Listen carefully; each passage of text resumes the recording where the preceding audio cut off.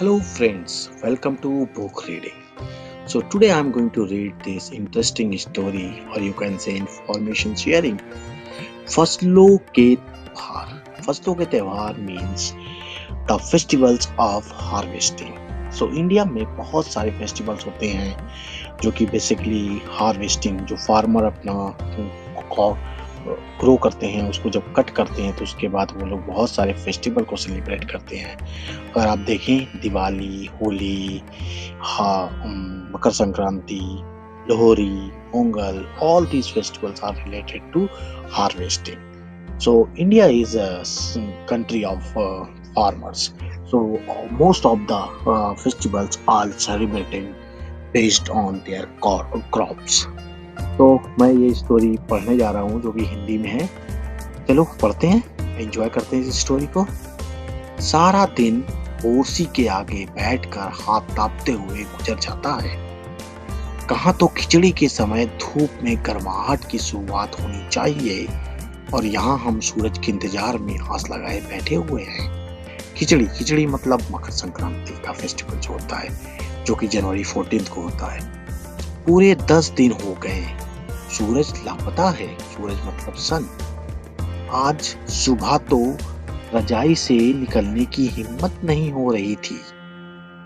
बाहर देखने से तो समय का अंदाज बिल्कुल नहीं हो रहा, लेकिन घर में हो रही चहल पहल अब पता चल रही है.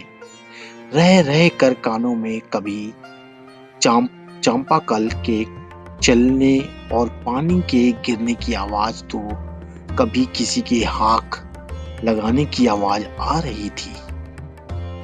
जा भाग के देख, केरा के पत्ता आइल की ना. आज इन लोग के उठेन की नियत नइखे का. बोल जल्दी तैयार हो खोखस. ये भोजपुरी की लैंग्वेज है थोड़ी सी. अब तो उठने में ही भलाई है.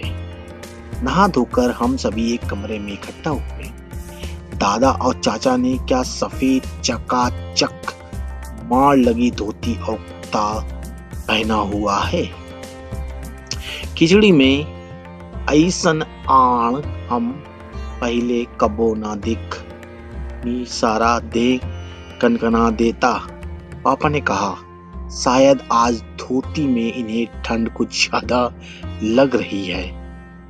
सामने मचिया पर खादी की सफेद साड़ी पहने हुए दादी बैठी थी.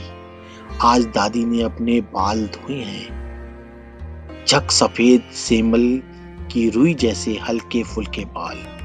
गौर से देखने पर भी एक काला बाल नजर नहीं आता. बिल्कुल धुली धुली सी लग रही हैं दादी. दादी मतलब ग्रैंड मदर. उनके सामने केले के कुछ पत्ते कतार में रखे हैं, जिन पर तिल, मीठा, गुड़, चावल आदि के छोटे छोटे ढेर पड़े हुए हैं. हमें बारी बारी से उन सभी चीजों को छूने और प्रणाम करने के लिए कहा गया. जब सबने ऐसा कर लिया तो उन सभी चीजों को एक जगह इकट्ठा करके दान दे दिया गया. आज तो अपी दीदिया बुरी फंसी. उन्हें ना तो चूड़ा दही ही पसंद है और ना ही खिचड़ी. पर आज तो फरमाइशी नाश्ता नहीं चलेगा. उन्हें दोनों ही चीजें खानी पड़ेंगी. आज खिचड़ी जो है. खिचड़ी खाने के बाद सभी ने गया से आए तिल, गुड़ और चीनी के तिलकुट को बड़े चाव से खाया. खाते खाते मैं सोच रही थी कि कितनी अलग है ना ये खिचड़ी जो अभी हम मना रहे हैं. स्कूल में हम तो खिचड़ी मनाते थे, उसकी अलग ही मस्ती हुआ करती थी. छुट्टी का दिन, नाव में बैठकर गंगा नदी की सैर और फिर टापू पर बालू में दौड़ते हुए पतंग उड़ाना या उड़ाने की कोशिश करना, कितना मजा आता था. इधर हम पतंग उड़ाते थे और वहीं थोड़ी दूर पर गुरुजी, बिमला, दिद्दा, आनंद जी, झिलमिट, भैया सब मिलकर ईद से बने हुए चूल्हे पर बड़े बड़े कहाड़ों में खिचड़ी बनाते थे। हम भी बीच बीच में अपनी पतंगों को सुस्ताने का मौका देते हुए मटर और प्याज छीलने बैठ जाते। वैसी खिचड़ी फिर दोबारा खाने को नहीं मिली। वाकई ढंग कैसा भी हो, पर है ये खुशियों का त्योहार।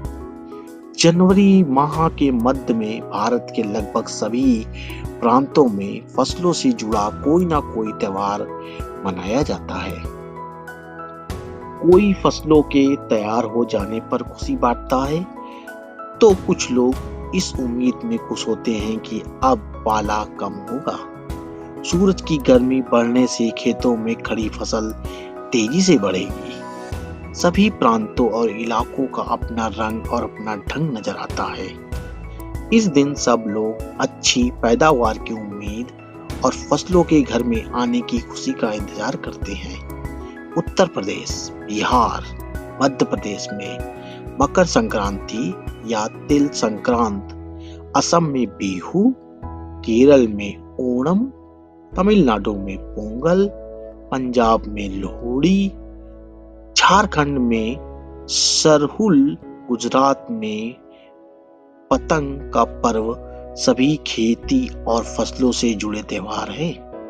इन्हें जनवरी से मध्य अप्रैल तक अलग अलग समय मनाया जाता है। झारखंड में सरहुल बड़े जोशो खरोश के साथ मनाया जाता है।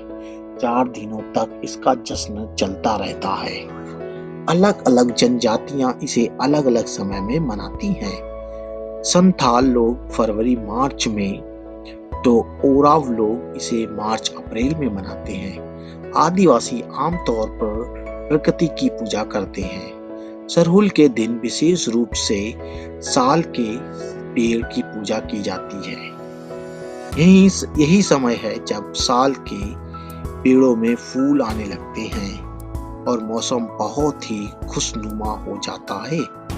स्त्री पुरुष दोनों ही ढोल मंजीरे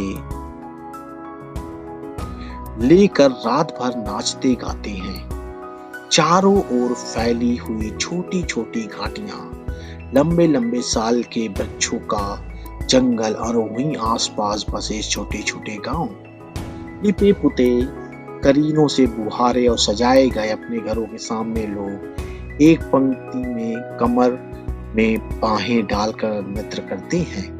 अगले दिन वह नृत्य करते हुए घर घर जाते हैं और फूलों के पौधे लगाते हैं। घर घर से चंदा मांगने की भी प्रथा है, पर चंदे में मालूम है क्या मांगते हैं?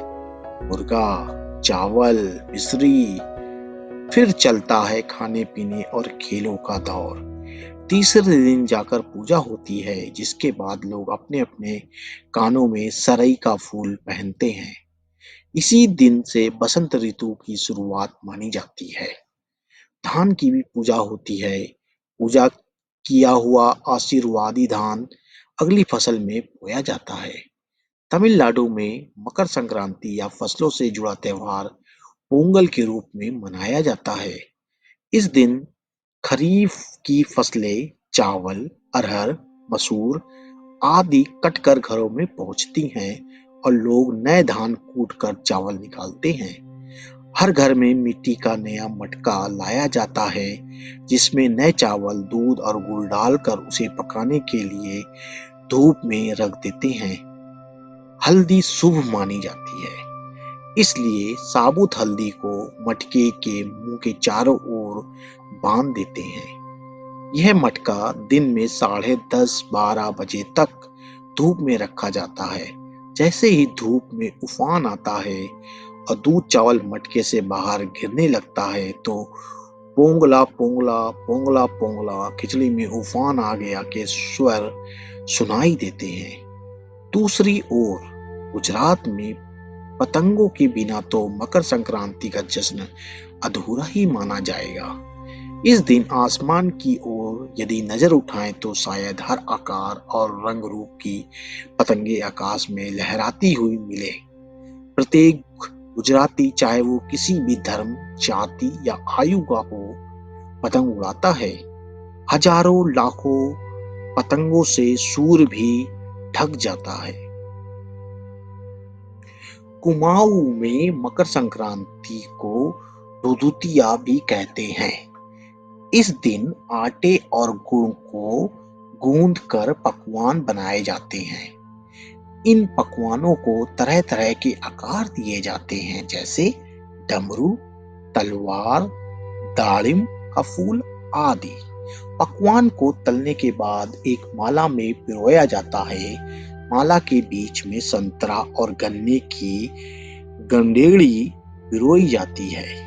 ये काम बच्चे बहुत रुचि और उत्साह के साथ करते हैं। सुबह बच्चों को माला दी जाती है। बहुत ठंड के कारण पक्षी पहाड़ों से चले जाते हैं।